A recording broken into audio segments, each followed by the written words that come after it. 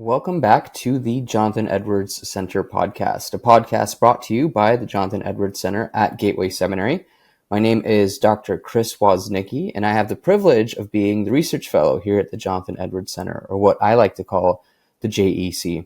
For those of you who are unfamiliar with the JEC, it is one of 10 international, and I stress the international for this episode, affiliate centers of the Jonathan Edwards Center at Yale University. Now, here at Gateway, we strive to be the educational epicenter for researching the life and works of America's premier theologian while doing it out here on the West Coast. Now, how do we do that? Well, we do that by strengthening our existing doctoral programs, by networking with international scholarly communities and churches, and finally, we do that by hosting this podcast. So today's episode is a little bit different than our typical episodes. Today, we'll have the opportunity to hear a lecture on the topic of Jonathan Edwards, Israel, and China. Now, at the JEC, we have the opportunity to host Edwards scholars from time to time. Now, back in May of 2025, we hosted the Reverend Dr. Victor Zhu. Dr. Zhu is a pastor and minister, and he completed his Ph.D. at the University of Edinburgh and recently published a monograph titled America's Theologian Beyond America, published by Oxford University Press. It was an interesting lecture, and there was some fascinating discussion to be had immediately after that. And he also stuck around an extra day to spend some time with some of our seminary students who are pastoring in the Chinese community. So I present to you Dr. Zhu's lecture, America's Theologian Beyond America.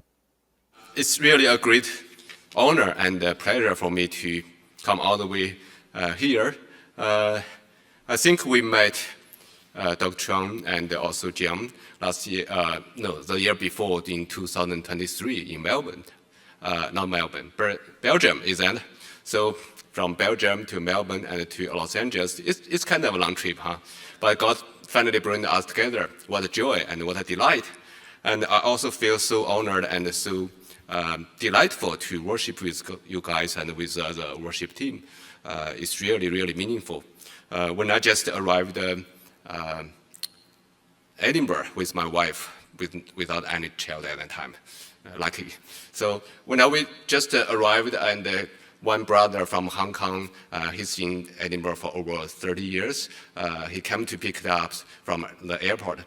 In the car, he asked me one question.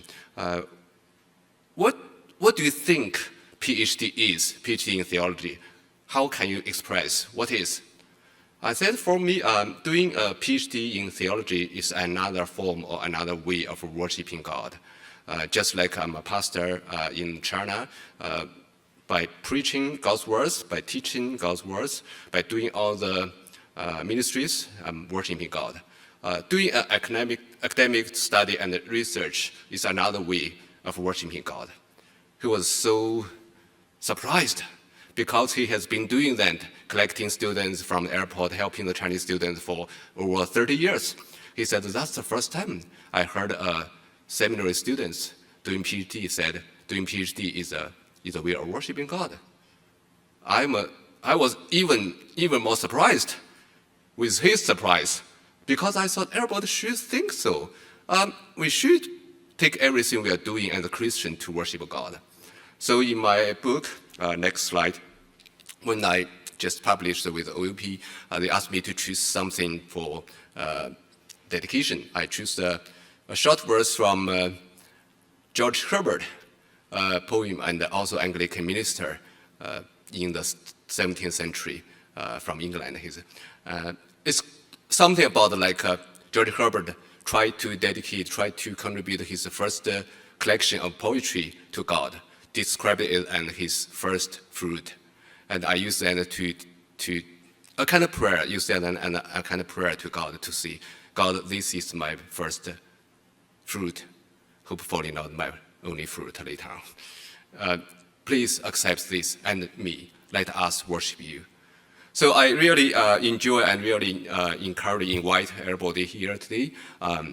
Let's go through this by listening and by reading my paper, and also interactions, asking and answering questions, and enjoy this time together.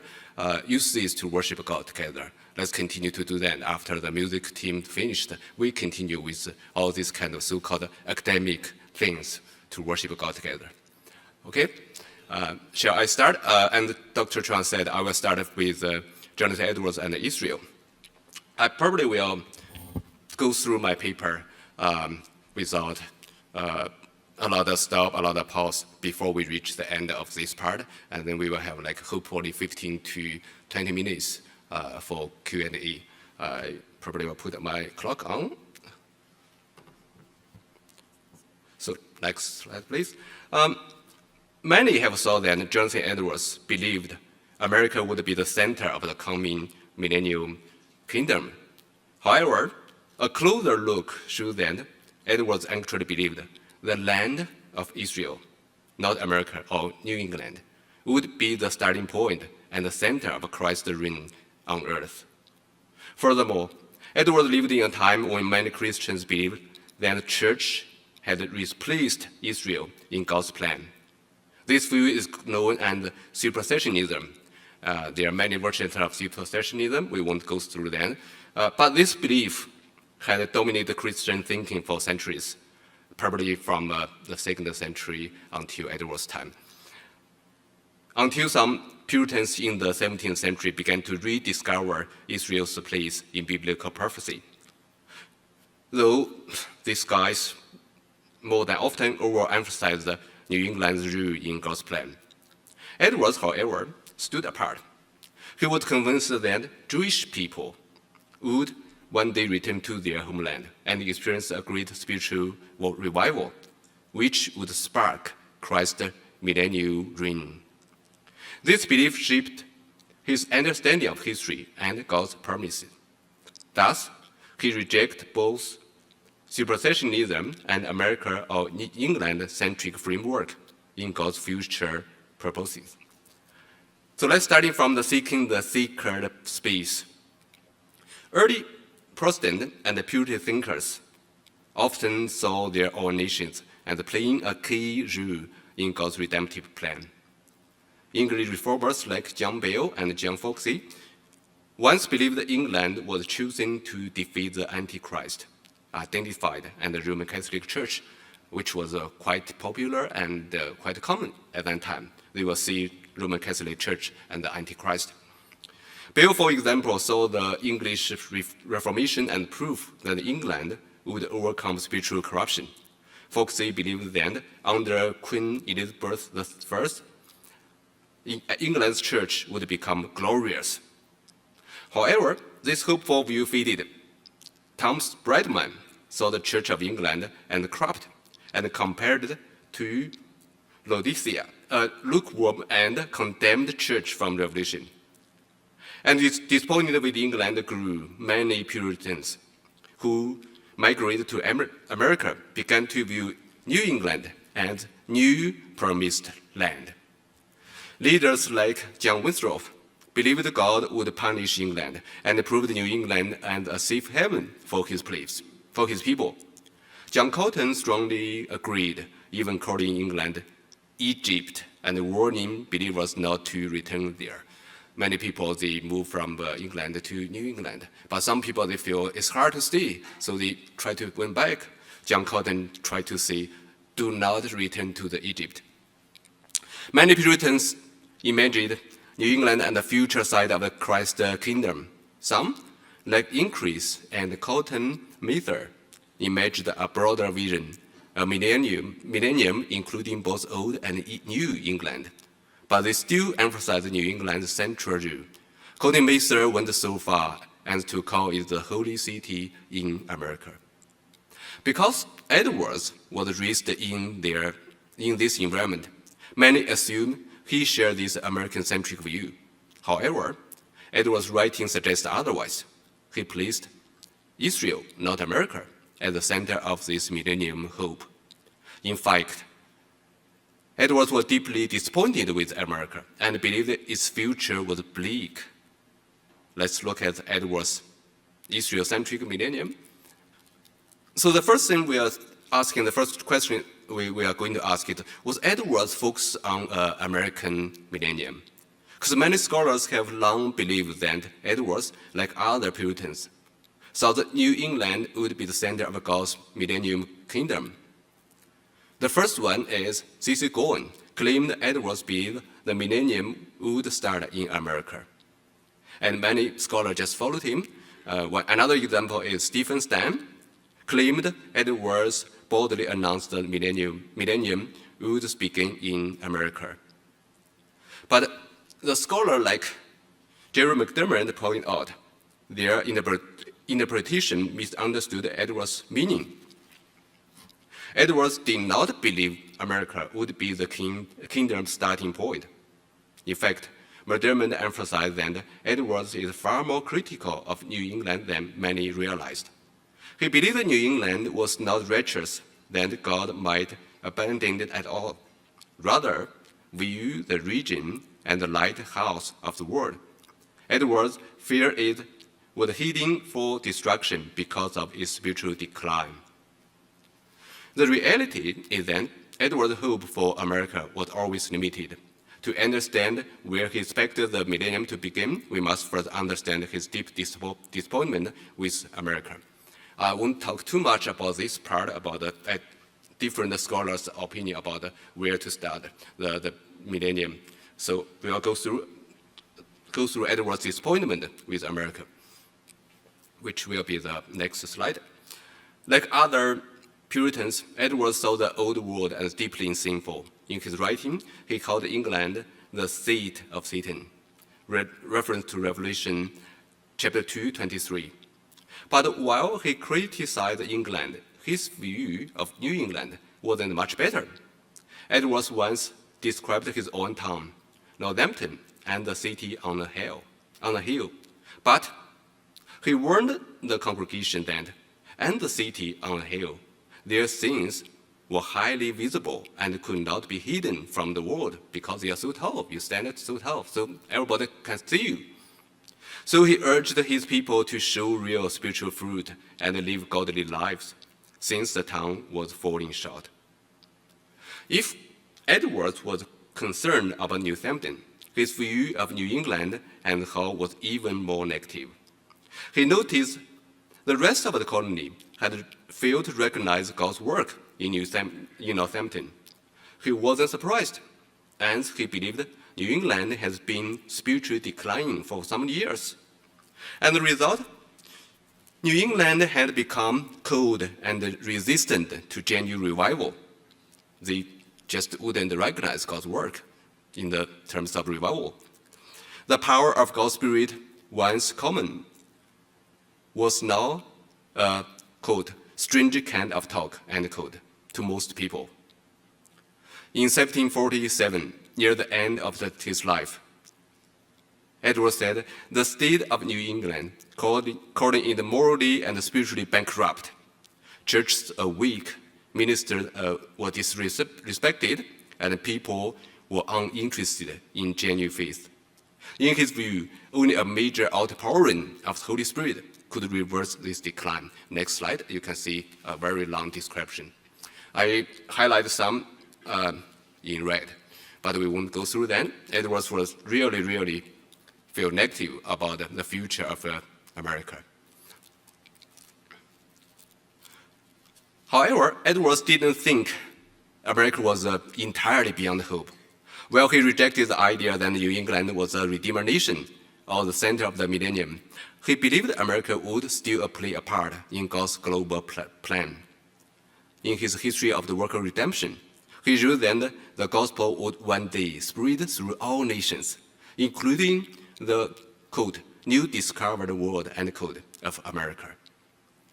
In contrast to the optimism of early Puritans like John Colton, John Winthrop, and Methodist, Edwards clearly saw New England's spiritual state as disappointing. This led him to look beyond for the center of the millennium. So Edwards hoped for the land of Israel. Some scholars have argued that Edwards shifted his focus away from America because of New England's spiritual decay. But this isn't the full story. From early in his career, Edwards believed the land of Israel, not America, would be the heart of the millennial kingdom. If you ask why, there were two main reasons for this. The first one, Edwards believed Israel's geographical position made it the ideal center for God's future kingdom.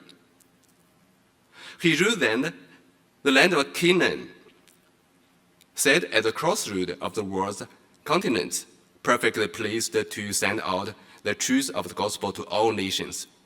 He believed that God had chosen this location on purpose for spreading spiritual influence, just as he did in ancient times. Edwards argued Israel's central location gave it advantages that no other land, not even America, could match. The second reason is Edwards' interpretation of Scripture deepened his focus on Israel. In his writing, he used a typology. Typology means you reading Old Testament symbols and pointing to New Testament truths, just as the doctor mentioned just now. And he used this kind of technique, typology, to connect Canaan to heaven. For Edwards, the physical land of Israel was a symbol or a type of the ultimate promised land, which is heaven. He often called heaven the heavenly Canaan and used this image in both sermons and personal letters. Notably, he never used this same typology for America or New England or even China. That's from me, not from my paper. While Puritan preachers often claimed New England was the new Israel, Edwards always tried not to make that kind of connection. So if you ask, what is Edwards' Israel eschatological restoration? We start from Edwards' conviction of the Israel's restoration. Edwards believed Israel's physical return to their homeland and spiritual restoration in the future. So that's two things. First is physical return to the homeland, another one is spiritual restoration. Well, interpreting Israel spiritually in most of the biblical account, including both Jews and Gentile Christians, he maintained that the Jewish people would eventually experience a national conversion to Christianity. Edwards argued that God's faithfulness would fulfill his promises, including Israel's return to the land, and they had never fully possessed it. This restoration, Edwards believed, would glorify God, demonstrating his mercy and faithfulness. He viewed Israel's physical return and spiritual revival as intervened events, ultimately fulfilling biblical prophecies and revealing God's redemptive plan for both Jews and Gentiles. So what is the identity of the restored Israel? Edwards believed in a significant future restoration of Israel, both spiritually and nationally. He argued that while many Jews had rejected God, they would undergo a dramatic national conversion, and predicted in Romans 11:26. Edwards emphasized that this conversion would involve the Jewish people repenting for their unbelief and turning to Jesus and their Savior. So he saw Israel in this passage and referring specifically to ethnic Jews. Edwards firmly believed that all 12 tribes, both from Judah and Israel, would be restored and united. So he consistently maintained that Romans 11:26 foretold the eschatological restoration of the ethnic Jews. In his works, Edwards distinguished between the little Jacob, which is ethnic Jews, and the spiritual Jacob, which is the Gentile Christians, reinforcing that the prophecy applied to Jews, not just the church. Edwards followed the Puritan traditions and took the prophecy literally. He believed that ethnic Jews would not only return to their homeland, but also experience spiritual restoration through a national conversion. So in short, Edwards, in most of the biblical account, when he saw this word Israel, he will interpret it and Calvin or others and the church, but only when it comes to the eschatological hope, he will see it, and it refers to the ethnic Jews, the literal Israel. So what's the time scale? Edward also proposed a time scale for Israel restoration, predicting it would occur before the millennium. He linked this restoration to Romans 11:15, suggesting that the conversion of Israel would lead to revival of the Gentiles.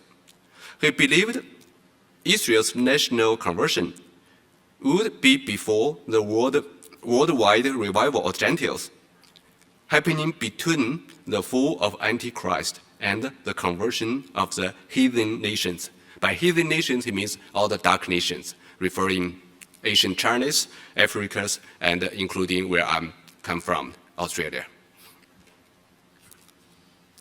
Thus, Edward was confident that the restoration of Israel would be a key event in God's redemptive plan, and then this process would unfold between the defeat of Antichrist and the Gentile revival.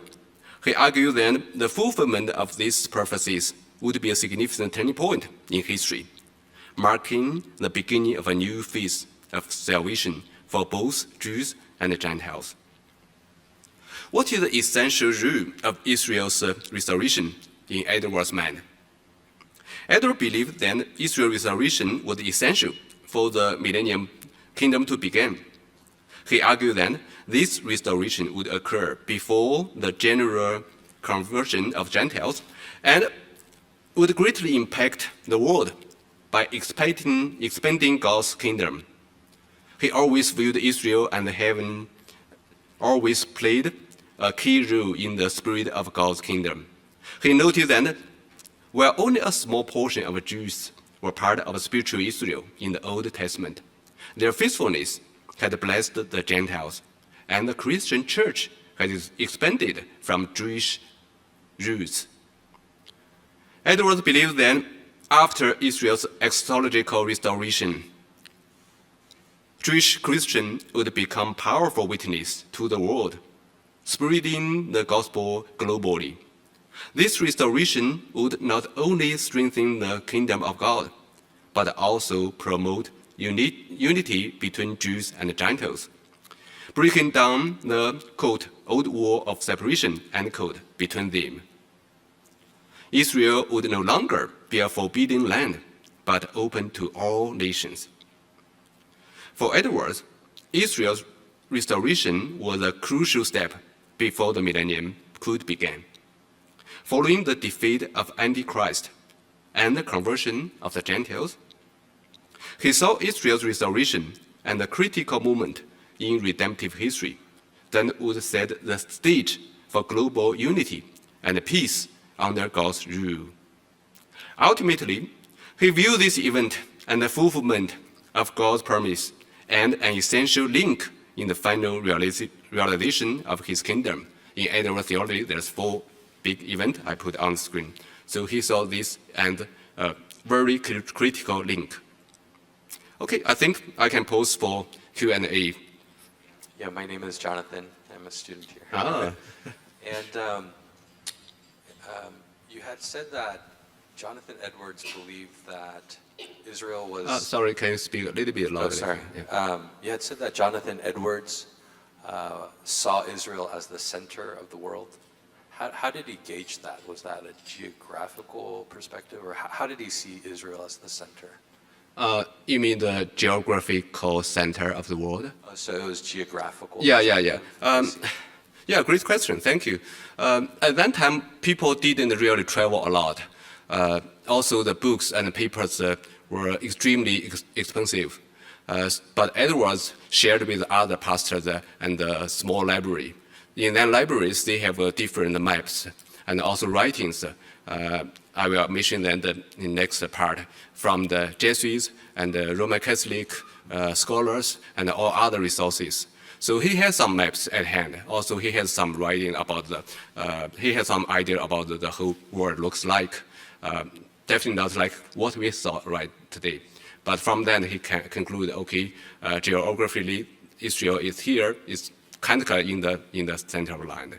in the center of the world, I mean.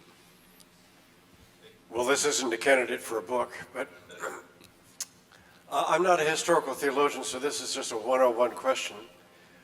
But Edwards was disappointed in the Puritan, he was disappointed in America and the spirituality of America. Maybe you covered this, but I didn't hear it.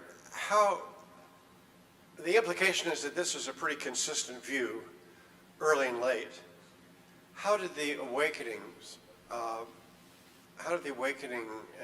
the revivals that New England experienced, partly to a great degree under his ministry, did that affect in any way his eschatology and or his disappointment in American spirituality? You mean for Edwards or for others? For Edwards. For Edwards, okay, thank you, Dr. Cho. Great Awakening and other minor or little awakening during 1930s and so on is a very interesting and complicated events. And to the early and 1733, they have like the minor revival, and Edwards was very excited at all this revival. But after then, until 1733 to 1735, everything seemed to went down, and Jonathan Edwards looked at that and feel like it's not good. He's quite disappointed. And later on, when it reached to 1739, when he preached the history of redemption, like 30 sermons based on one verse. So talking about all the redemption plan, the big redemption plan, including China, including Israel, everything.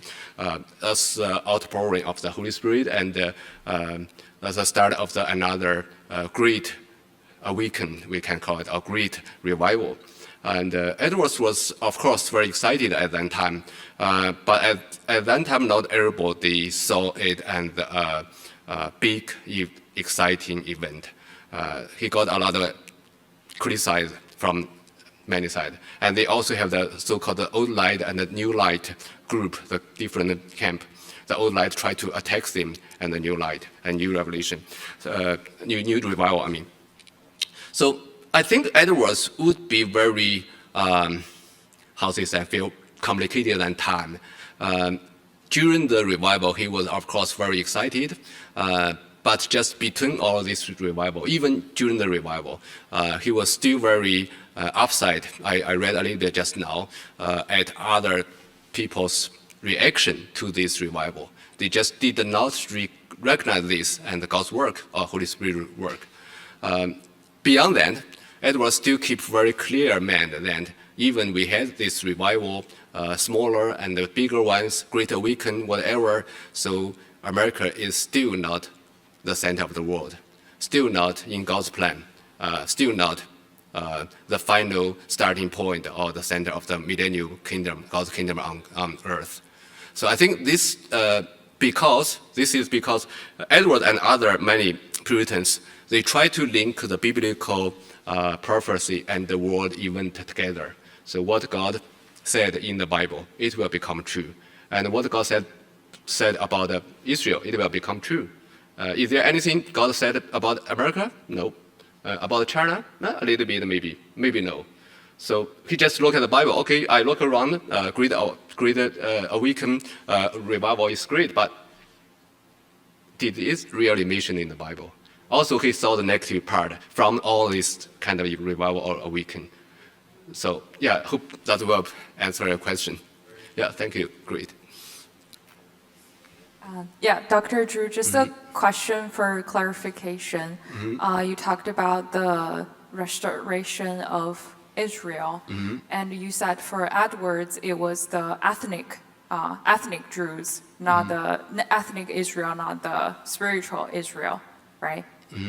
And so what does that look like? And how will the restoration of ethnic Jews help with the conversion of Gentiles? So could you speak more? Yeah. I had a lot actually in my book. Just now, within 12 minutes, I very quickly cover one chapter of my book. Sorry for that. But there's quite a few points I can end on. The first one is Edwards is unique, but he's not that altogether unique. In most of the biblical account, when he read about Israel, this word, he still interpreted as the Christian church, which include both the Jews and Gentiles, everybody inside.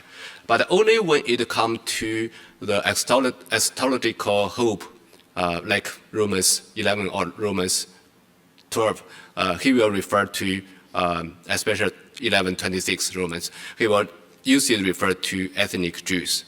That's the first point. He's unique, but he's not brand new.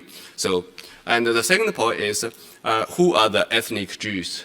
Edwards thought all the ethnic Jews, they are the Jewish people, of course. They are scattered in the world at that time. The land of the Israel at that time was conquered by Turkish kingdom, Ottoman emperor. All the Jews are land everywhere, scattered everywhere. But all these Jews eventually will come back and start a new nation. This nation will be a state nation with a government, of course. That's the first step. The second step, most of them will become Christian. Edwards still very consistent with this. Either you are Jews, ethnic Jews, or you are Gentiles, or whoever you are. You want to come to God's kingdom, you must admit Jesus Christ and your Savior. That's the second one. The third one is why Edwards thought, believed the ethnic Jews would become a nation and would have this kind of spiritual revival, because he looked at the biblical prophecy. He said, well, God promised all these Jews will take care of the land of Israel, the Canaan. But in the history, they never ever fully really take care of this land. This has to come true because God said it. And this group of people are never able to do that. So what happened in the future, they must do this.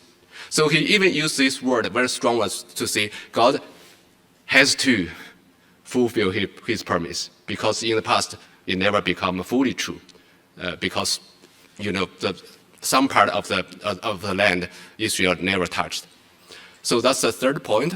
And the fourth point, I try to say, Edwards is quite careful with this topic, because some Puritans, like Increase Mather, he tried to say, okay, Israel will become a nation, and Israel will become a distinct nation. Israel will become superior to other nations at the end of the world. But Edwards tried to say, no, Israel will become a nation. People will come back, and most of them will become Christian. But still, this land will open to all the nations. Jews and Gentiles, they will come together, and brothers and sisters.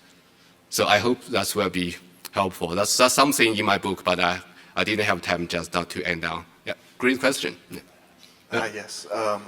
Did Jonathan Edwards expect Israel to be reestablished while he was alive? Did he expect to see that actually take place in his life? And you said that he had mentioned that the Antichrist would come out after the establishment of Israel. Did he have someone in mind, or did he have maybe a people group that he thought the Antichrist would come from? Who is the Antichrist at that time? Yes. Edwards, I don't think he's really unique in this point. Many people from Reformed traditions, starting from the Reformation, will naturally think the Roman Catholic Church is Antichrist. They are even worse than the Muslim at that time. So Edwards still, he thought this, when he used the word Antichrist, he would refer to the Roman Catholic Church. But having said that, Edwards still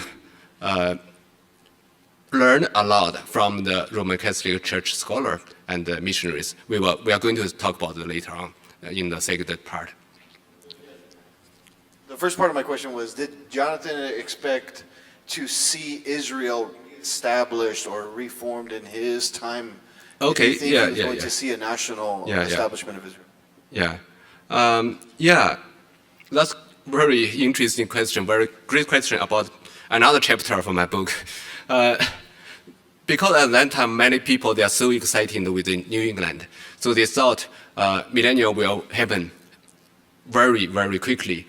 So we are going to see millennium, and it will be American-centric. It will be the word we use, the imminent, come immediately, something like that. Some people like Increase Mather, Colton Mathers, they are a little bit before or between Edwards. They even predict in which year God will come, Christ will come back. Okay, it didn't happen. Doesn't matter. I will change a date. Maybe another year.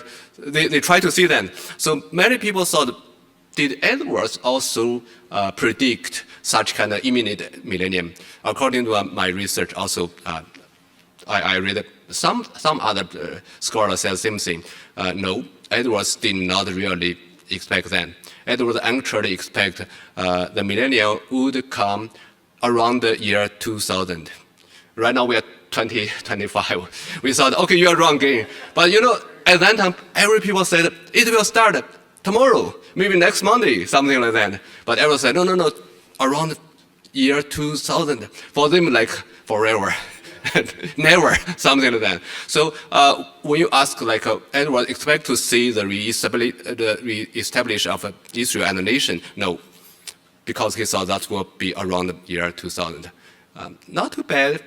Yeah, Israel become nation in 1948. Not too bad, huh? And Edwards, that's almost like more than 250 years ago, Edwards said that. Another example, in contrast, is Bavinck. I know somebody studied Bavinck. In 1920s, Bavinck still very seriously, Israel will not become a nation. They will not come back to their land. That's only a little bit like 20 years before 1948. So at this point, I think Edwards won. Yeah, thank you. My question is kind of segued by Josiah's second part of the question, but with the perspective that the Antichrist could be the Pope, what would Jonathan Edwards, what would he say about the American Pope? And how does that kind of fit in the biblical timeline? Because I am very curious if you have any thoughts regarding that. And it's a contemporary question, but what would he say? Like, he's disappointed in New England, and now we have him as the Pope, and he's like anti-crit, So what are your thoughts on that? I think that's 2 points. The first point, we basically, as a historian, I want to say, we basically cannot read people out of their background, their historical background. At that time, I agree, Edwards is a genius, much better than most of us, but still he's living in that historic period. He's still, everybody thinking about the Roman Catholic Church is Antichrist, okay, he will follow that. That's the first point. The second point, I think it's very interesting how he can see American spiritual bankrupt someday, because it was so gloomy at that time. Even America did not appear as a nation in early 18th century, So that's very interesting. If he came today, he saw an American citizen become a pope. What do you think about it? That's very interesting. I don't know. I don't know. We need to interview him. But still, one thing I do know is he probably will say, even that happen, America will not be the center of the God's kingdom. Still, Israel, because according to the Bible tells that. So I think he should be pretty sure about this point. Yeah, but the question is come back to us. How much do we believe Edwards' understanding of America spiritual bankrupt? How much do we believe that? Oh, and the Chinese, how much do I believe that the Chinese spiritual sometimes will have the spiritual bankrupt? And what shall we do if we really believe that? Well, I think that's another layer of conversation. Yeah. have a really question of clarification for people here in the audience. What is super successionalism? We could kind of, there's a big word thrown in there, and people might not be too familiar with that term. Supersessionism is supersessionism. Sorry. Another name for this, another term is replacement theology. Basically, people believe, I think, early and the second century even, people started to believe Christian church has replaced the rule of Israel. Israel came over. We, Christian church, will be the center of the world, will be the central rule in God's redemptive plan. There are different versions, from the very minor ones to the very serious ones. The first one, they will believe, okay, in God's plan, Israel is very important, but after Christ come to the earth in the first time, we just celebrate Easter. After the first Easter, Israel came over. Now you should hand down to the Christian church. That's one kind of replacement theology. Another kind is Israel is still very important, but just under two of judgment, the final judgment, because Israel, the Jewish people, did so much bad things against Christianity, especially against Jesus Christ. That's the second level. And the third level is, they said, in the whole economic structure of God's redemptive plan, Israel is always not that important, as we thought. So they have different three levels. One very interesting figure in the history, a giant, Martin Luther.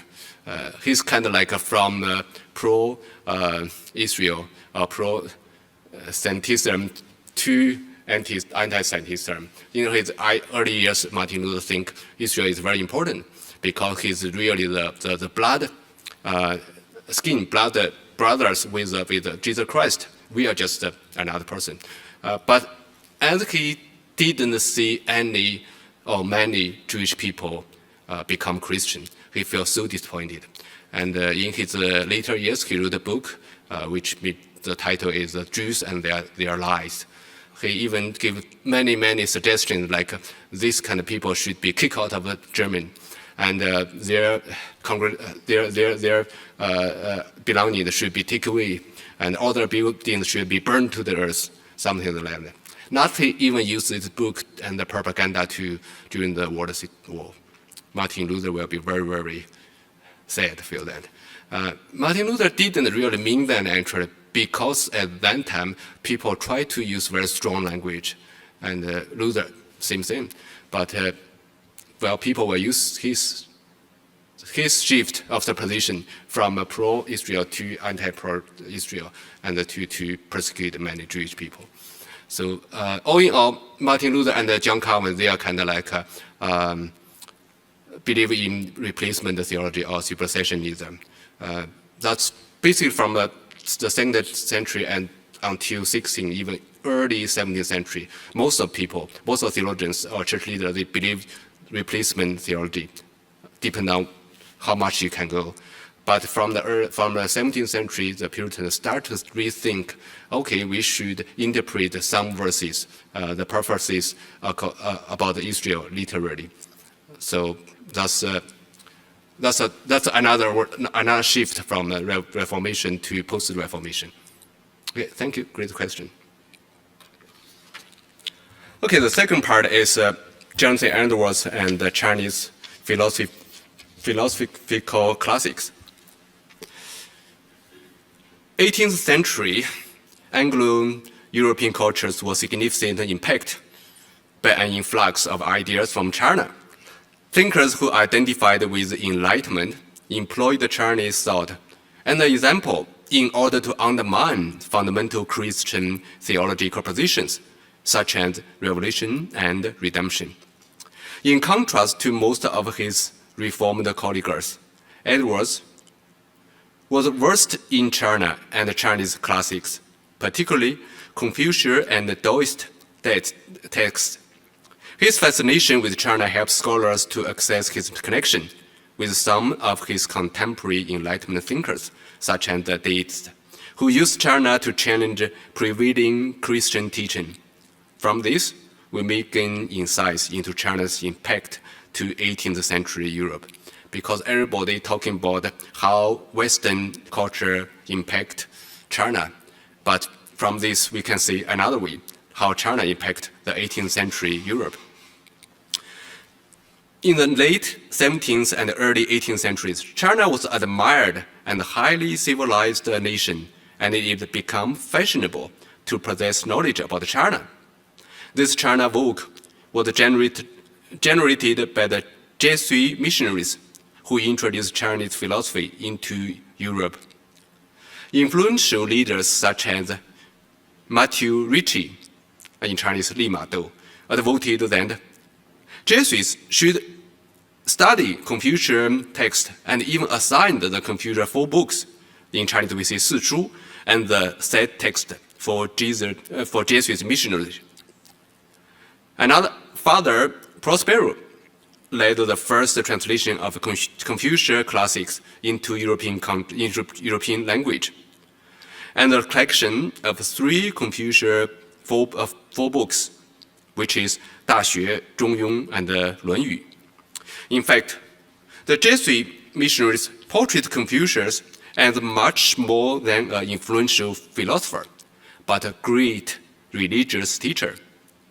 The philosophical and religious system established by Confucius, and the result, stood firmly over 2,000 years as, quote, the spiritual guide, end quote, for millions of Chinese people. Meanwhile, most of the Jesuits asserted that both Confucianism and Chinese culture was deeply rooted in God's revelation, and that became ensibling Christian, which is developing into Christian thought.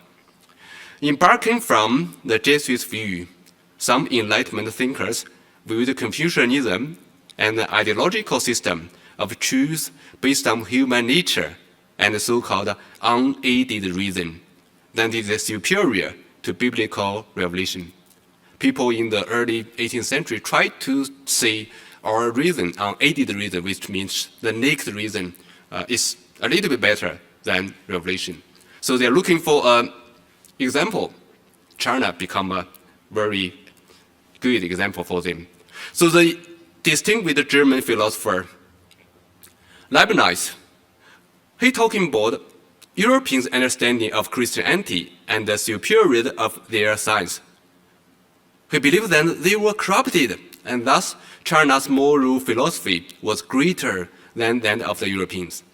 In fact, he even said that Chinese were in process of, quote, a social ethic and notions of the one true God that were rooted in a natural religion revealed through reason, end quote. Therefore, he made great efforts to convince his friends that China was worthy to learn from, particularly concerning her social morality, political ethics, international honesty, and maintenance of law. I will be very surprised at that. He even declared, quote, we need missionaries from the Chinese who might teaching us the use and the practice of natural religion, just as we have sent them teachers of revealed theology, end quote. Because he believed that Confucius and other Chinese philosophers had obtained, quote, a highly sophisticated set of beliefs about God, the immortality of human souls, and reward and punishment in an afterlife, end quote. So encouraged by his openness to Chinese philosophy and inspired by his statement of learning social morality from Chinese, many deists started to see China as a living proof that mankind could become highly civilized without God or Christianity. A guy named Christian Wolff used the Chinese as an example to declare that a system of social morality could be established without any religion or divine revelation. In his lecture given in 1721, Wolff argued that for Confucius and the ancient Chinese, the source of their social ethics and morality was not divine revelation, but human nature. So Wolff falsely argued that humankind could conduct an exercise of virtue and establish social morality, merely relying on human nature, just as what the Chinese had done. Well, many people criticized him very seriously. Wolff had a great number of followers, including David Hume and Adam Smith. This would place the church and Christianity in a very awkward position. Confronted by the popularity of Chinese civilization, God's revolution and his salvation were reduced to be something less important and even not that necessary. If the ancient Chinese, people argued, could live with a proper or even superior social order for several thousand years, could it be possible for all other nations to live with a well-established social order and social ethics without God's revelation or redemption? So how Jonathan Edwards argued back about this question? At that time, many people, most of the Puritans just keep silent. Because in the past, when you raise an argument, every argument should be based on the Bible. People talking about different interpretation or different application of the Bible. But at this moment, the Puritan, the deists try to say, okay, throw away that Bible. Let's talk about the human nature. Let's talk about the social order based on the unaided or naked reason. Puritans and the church people just keep silent. To the best of our knowledge, Jonathan Edwards is the first person or only person tried to answer this question. But he did not have time to do that because he died before he published all of things he was going through at that time. But anyway, Edwards was interested in China because he believed that the biblical accounts would not stand alone. So he tended to seek evidence in other places and time beyond the biblical world. In both his public and personal writings, Edwards clearly demonstrated that he believed Chinese civilization was an example that is supported by the necessity of divine revelation and salvation. Basically, he used the same example to argue back. When deists try to say, we do not need any revelation and redemption because we have China as an example. Edwards tried to say, look at that. I am going to use the same example to argue back. We do need revelation and redemption. First, while Edwards held a positive view of China, unlike the deists, he did not think that the Western European countries should learn from the Chinese view of ethics or social order. On the contrary, for him, China is such a remote and alien nation that their views on this subject are not really relevant to him or his congregation. Edwards thought that Chinese language was extremely difficult. At times, when he emphasized that the biblical text could be difficult and unhelpful for some of his congregations, he would say, quote, and if it were written in the Chinese, of which we know not even one word, end quote. Moreover, for Edwards, the Chinese people and their lives are irrelevant to Christian lives in the new colonies. In his early years, he thought that Chinese people were so remote and irrelevant that they could not even have an emotional impact in his own life. Even until his later years, Edwards still says something like, the Chinese were too distant to be often remembered in his prayer. And the Chinese, I'm very sad about that. He's my hero. Okay, let's continue about Christian doctrines and the Chinese. Well, China was a remote and irrelevant nation. Edwards assumed that traditionally the Chinese had the notion of some fundamental Christian doctrines. In his writings, he extensively quoted Chinese understanding of many theological themes, ranging from the nature of God to the Messiah and his redemption. First, Edwards quoted the works by Ramsey to indicate that the Chinese depict God as the self-existent, eternal creator of the ultimate truth. More interestingly, he agreed with Ramsey that the Chinese even had a notion of Trinity. Second, Edwards had much confidence in the argument raised by Ramsey and John Jackson. He thought that the Chinese philosophers such as Confucius, Lao Tzu, and Mencius had abundant knowledge about the Messiah. Third, Edwards was impressed by reading the Chinese knowledge about the fall and the spiritual warfare behind man's fall. And, quote, he became convinced, end quote, that the ancient Chinese had a notion of regeneration. Lastly, Edwards quoted several writers to explain how it was possible that the Chinese had an understanding of some essential Christian doctrines. For him, many years before the Christian period, it was likely that some of the Israelites had been brought into China as captives. And the result, many notions now found in China show similarities with those of the Jews. And the two great Chinese philosophers, Confucius and Lao Tzu, had some understanding about Christianity.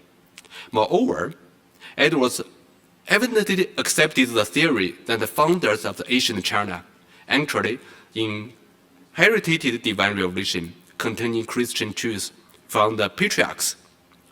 For Edwards, this was sufficient evidence to support the claim that the Chinese have abundant knowledge of Christian doctrines. And he tried to link Chinese philosophy and God's redemption. In contrast to the deists who asserted that human beings could live properly merely with reason and according to their human nature, Edwards firmly defended the necessity of God's revelation and salvation.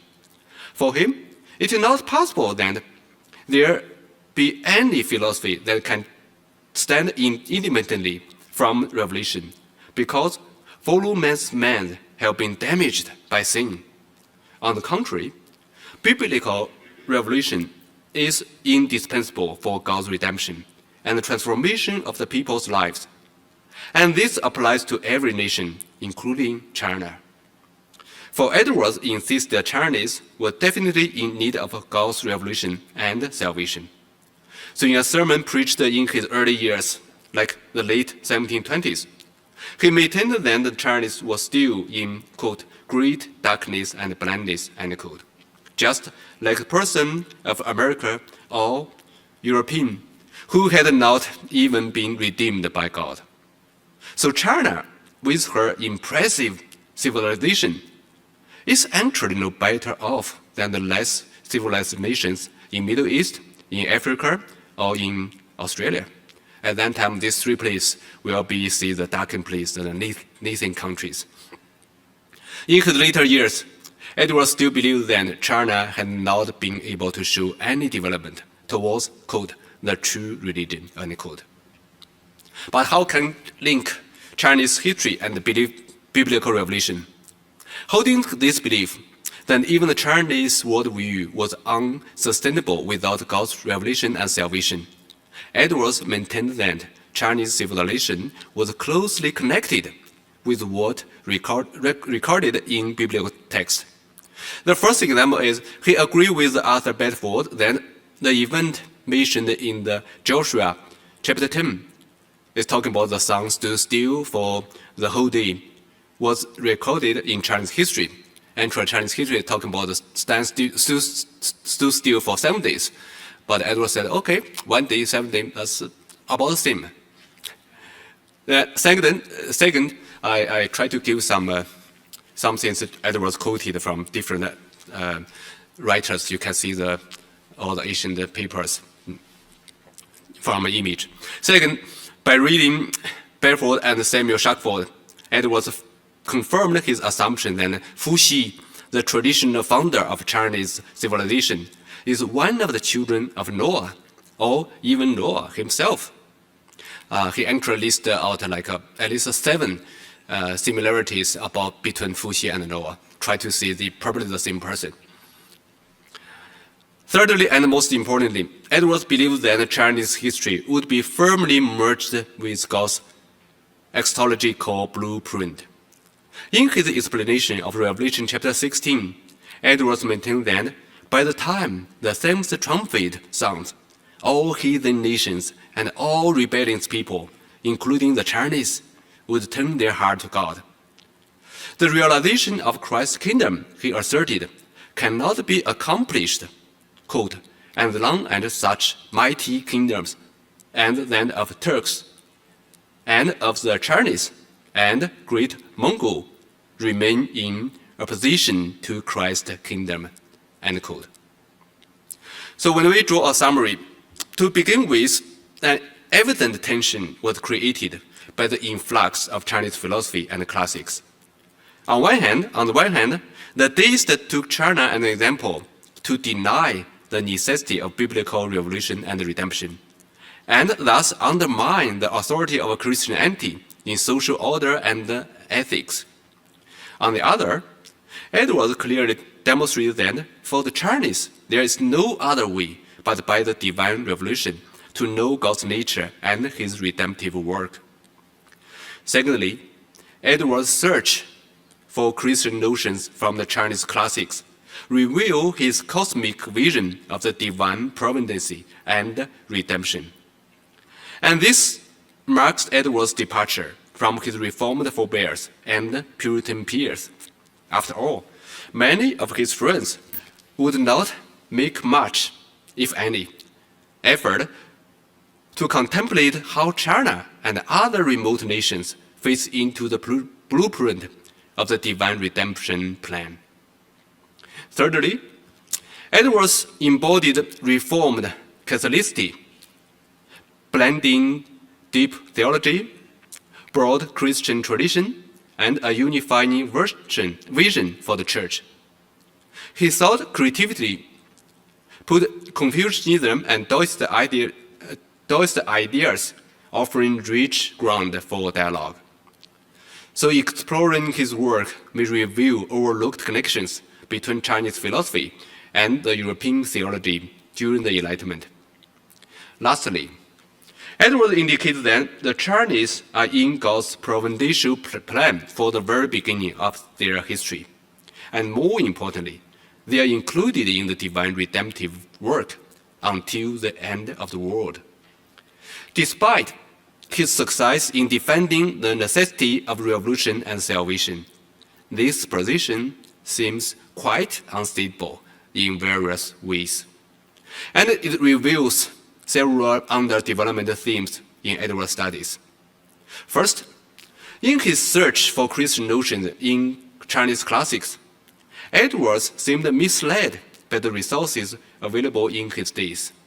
We cannot blame him, but it is a fact. He seemed misled. A case in this point is that his claim of Messiah's name in I Ching based on Ramsey is highly questionable. The latter probably developed his own idea on Jesuit's writing of I Ching and a commentary on it, which is Yi Zhuan. So Edwards thought, okay, I'm quoting one of the 4 books, which is I Ching.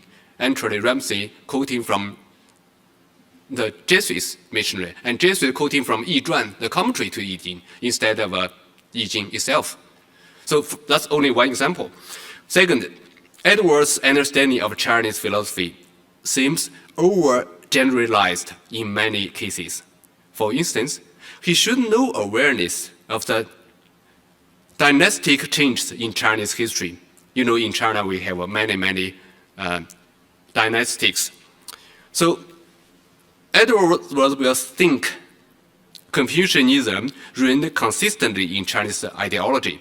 However, just one example, by Tang Dynasty, Buddhism had been becoming powerful, influential for centuries. More seriously, Edwards seemed to follow the Jesuit idealization of Confucianism, which was in some essential respect generalized, simplified, or even distorted. In fact, it is substantial task to uncover the extent Edwards aligned himself to the portrait by the Jesuits. Third, Edwards' explanation of Israelites' influence on the ancient Chinese is difficult to sustain, and in some ways, his criticism of the deist is actually quite weak at this point. At the very least, if one follows currently available works by Edwards, the Jesuits' influence on Chinese culture and philosophical tradition is extremely difficult to discover. So it is necessary to explore this underdeveloped area and investigate Edwards' thinking of Jesuits' thinking on Chinese philosophy and culture. Similarly, while European and American impact on China in the 18th and 19th century has been well researched, China's impact on European during the same period has been pitifully neglected. One may access Edwards' unpublished works and resources, providing an assessment of Chinese philosophical classics and their possible impact on certain Enlightenment thinkers and theologians. I'm going to draw the final conclusion of my paper before we can have some time of Q&A. My conclusion is, Jonathan Edwards' millennial vision marked a major shift in Protestant thought between the Reformation and the post-Reformation periods. Unlike many of his Puritan peers, Edwards rejected an American-centric view, focusing instead of a Judeo-centric and cosmic vision, where Israel's restoration plays a key role and all nations, including China, share in God's kingdom. At the very heart of Edwards' vision was his deep belief in God's absolute sovereignty, glory, and rule over history. For Edwards, history and redemption were inseparably linked, unfolding towards the millennium, which would reflect God's perfect design, in contrast to the deist idea of godless, self-reigning universe. Edwards was confident in Israel's future restoration and part of God's unbreakable promises, which would happen before the millennium full arrival. His vision embraced a global or even cosmic kingdom that included all peoples, from Israel to China, showing God's rule over earth, heaven, and even hell. Thank you. Jonathan McCormick. Did Edwards seem to have any knowledge or interaction with ancient or medieval Christian missionary impact on China? And did that factor any on his thought on sort of Christian parallels to Chinese philosophy, or does he mostly rely on the Noahic or ancient Israelite influence of the philosophical systems? Is this a question about the source of Edwards' knowledge about China? No. Did he have any knowledge of well, I guess that would imply it. Yeah. Did he know about the Nestorians or other movements east of that thought? And did that interact with his seeing parallels in Confucianism with a universal God and things like that? Okay. To the best of my knowledge, I didn't go through any part of that. Edwards mainly depend on Jesuits missionary and Roman Catholic scholars like Ramsey, even though he thought Roman Catholic and the Antichrist. Still, he learned a lot about that. I think he quite limited by all of these kind of resources. Especially, he quoted over, I think, 1,600 writings from Ramsey. That's his major resources. And Ramsey quoted a lot from the Jesuits. So that's basically the main resources. So if Edwards has some idea about what happened before then, he might think differently. But I didn't really go through his any part of his thinking and his talk about the Nestorians or something before then even. Okay, thank you. That's a great question. Maybe can be my next paper about that. Your next paper, maybe you can do that. Great. Any other questions? Well, speaking about Nestorianism, we have a couple scholars here, my colleagues, who are very interested in Trinity. And you mentioned China and Trinity. And I mean, Dr. Schaus think that the fountain down there, the three water, did not even represent Trinity. So why to ask? You like? I don't know if it does. I'd like it to. Yeah, you're like. Well, could you mentioned China, Chinese religion or Chinese thought, and Edwards' reference to Trinity, and that's very fascinating. Could you explain a little more on that? What that means? Why Edwards or Ramsey think Chinese know something about Trinity? Because in Dao De Jing from Lao Tzu, is talking about from 1 to 2 to 3, 道生一，一生二，二生三. That means Logos gave birth to 1, and 1 gave birth to 2, and 2 gave birth to 3, and from 3 they become so many, enormous, become the whole universe. So from all these we have many things like this. From all of these people like Jesuits and Ramsey, they try to pull all this kind of teaching into Christian doctrines. That's what they try to do. That's why we said the Jesuits, they try to portray Chinese philosophy as Christian. So yeah, from that kind of reading, actually, if you really studied Lao Tzu or Chinese classical, might be Trinity. Most of the time, may not be. Yeah, and we have many things like that. When talking about the creation, if you read through Lao Tzu about the beginning of the world, 有物是成可为天下之初可万物, something like that, means there is an element, can be the beginning of the whole world, can be the mother of the nature, he stands still, and nothing can affect him, something like that. They will say, oh, he's talking about the Lord, the creator, the God. Is that true? At least I don't think they're talking about a personal God, as what we found from Bible. Maybe they just try to see there should be something at the very beginning, or the first cause of this universe. Fascinating. You had mentioned that there was a notion of a fall and a regeneration in Confucianism. Did Jonathan Edwards pick up on these same ideas, or did he? Can you just maybe clarify what you kind of mean by the fall and regeneration in Confucianism? Yes, there's a very fine line to draw between how much Jonathan Edwards accepted and how much he refused, because he basically quoted down whatever he found from Jesuits and Ramsey. When they talk about, from a certain part of the Confucius writing, people in China may know something about regeneration and the fall, and even angels, even the hell and heaven.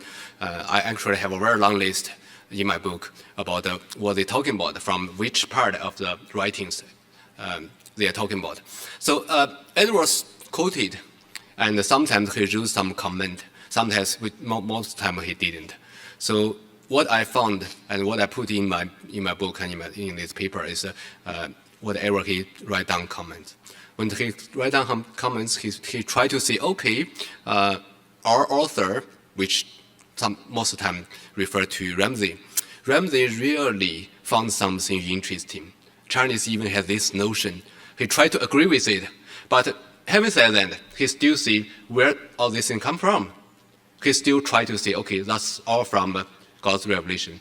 At that time, they still didn't have this kind of term to to distinguish between general revelation and specific revelation. They only just say that must be from God's revelation. But it's very hard, having said that, to ask Edwards to interview him. How much do you really believe that? It seems that most of the time he really believed that. He really believed, okay, Chinese people have this notion because he didn't know any Chinese. He even didn't know any French. Edwards is not a great guy with language. That's why he thought Chinese language very difficult. Even if a language guy, you still think Chinese language is not easy. But anyway, he really only rely on what he can read from other people. So most of the time, I think he agree with his resources. But having said that, he still try to draw that line very clearly from this believing about the nature theology or nature religion. Yeah, thank you. A great question. Good. So I guess I'll ask a question. I mean, I'm going to be asking more questions, but this is really interesting. So for Edwards, Israel is sort of the precursor. This is where the revival begins. National conversion, you mentioned, Israel. And when that happens, does that mean like people in China will like follow Israel in massive conversion? Is that what? Edwards didn't really talk so much about why he believed Israel's revival, the final revival, will become a trigger of the millennium. But he did mention a few things. The first thing is he believed the four essential links linked to the arrival of millennium. Without any of these four links, millennium will not come. The general conversion will be the last one. So Israel's restoration, spiritual restoration, will be one of them. Without this one, we cannot go to the next one. So that's what he thinks. That's a sequence of the again, biblical prophecy. He read from the Old Testament. He say, okay, prophets talking about this. This is a sequence. That's number one. Number two is he really think or believed Israel can be a great witness even before they become a nation.